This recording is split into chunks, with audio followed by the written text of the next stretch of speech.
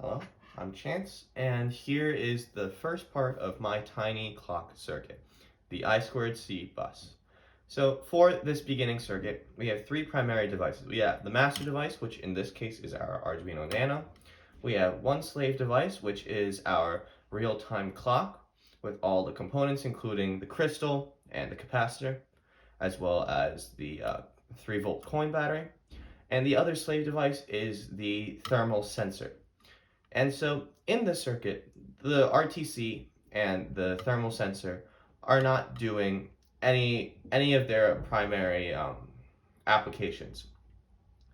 The main goal of this circuit is to prove that we can connect the master device and the slave devices using the I2C lines, which would be these two lines here. We have our data line and we have the clock line.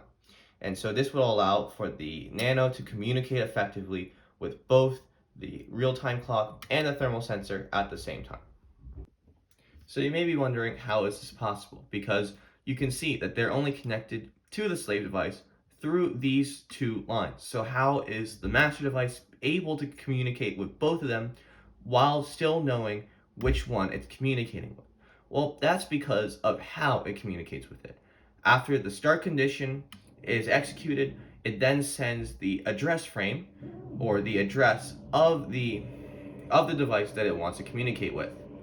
Then it'll send it to all the devices connected to it, and once the device with the proper address is connected to, it'll send back an acknowledge bit, which lets the master device know that it's properly connected. And so the goal of this circuit is that we are able to confirm that we properly connected with both of these devices. And so this is a software circuit. So in the software, we have a for loop which goes through all the possible addresses that these devices could have. And once we find an address that sends back a proper acknowledge bit, we then print out the address that was successfully connected, and also add to the variable of the number of devices that were connected.